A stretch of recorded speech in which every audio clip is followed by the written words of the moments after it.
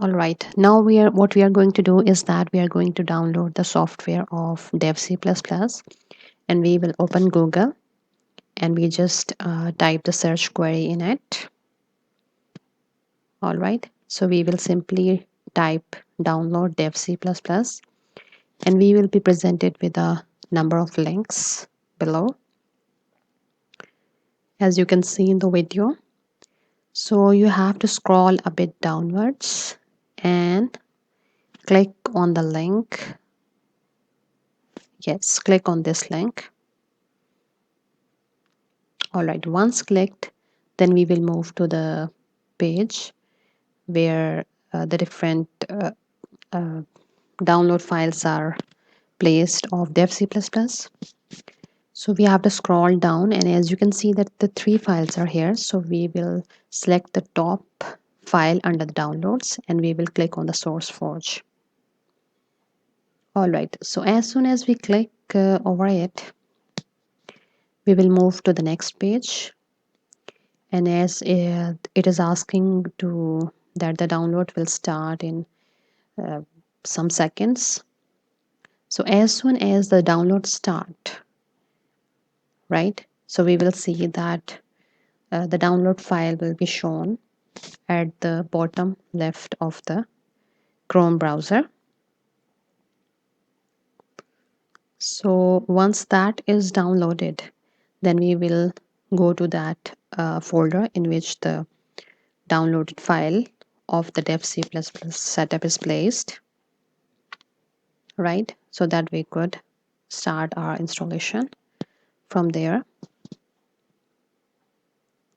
So now we can see that this is the download folder which contains the DevC++ setup.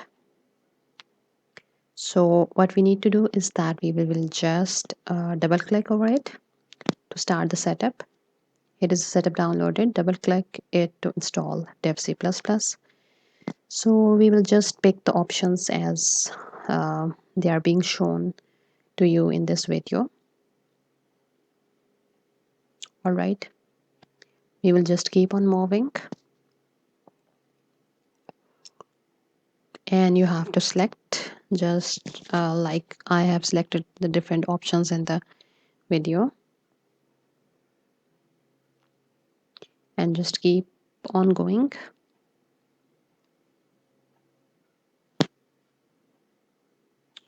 All right,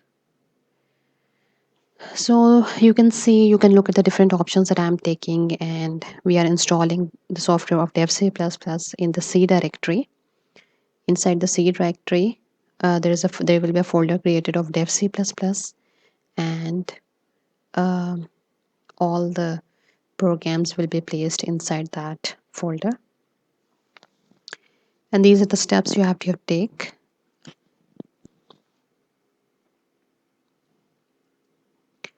So you just keep on following these steps that are shown in the video.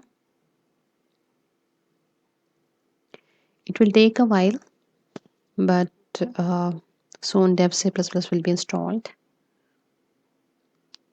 All right, so we move next, and now the DevC++ is installed. All right, so these are the little options that it is taking from us. Just follow as it is shown on the screen.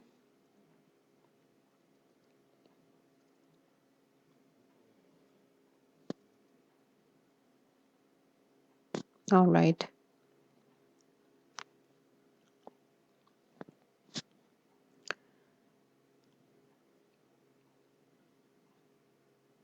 all right, you just need to carry on the steps just like it is shown in the video.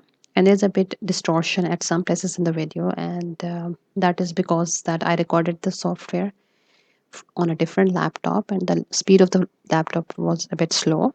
So we just opened DevC++. Once the installation is done, then it automatically opens DevC++.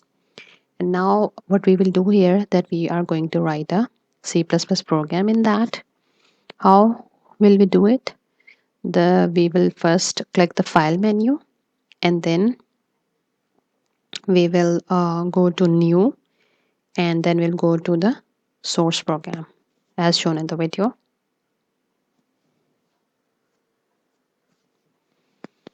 Alright, so this is the basic blank page open where we will type our first program, and it is already written in a text file. You can write anything on your own, but just to save time, I wrote it in a notepad file. So you just copy it and open DevC++ and paste it over there. So this is our first program, and as you can see that it has on the top, it has the header file include iostream.h, and then it has three statements. We have a main function int main, and there are three statements inside that function. The first statement is basically printing hello world on the output screen. The second is just giving a pause, and the third basically is the last statement and it returns the program. All right, so now what we will do is first we're gonna save the program. Where we will save the program? Inside the DevC directory, DevC++, DevCpp folder, and further inside DevCpp, the bin folder. The all C++ files will be placed inside that bin folder, and the name of this program is hello world. We named it hello world. You can give some different name as well. So now the time is there to execute the program. So we just take the option as shown in the video, and it is being compiled and executed. So you can see the black screen.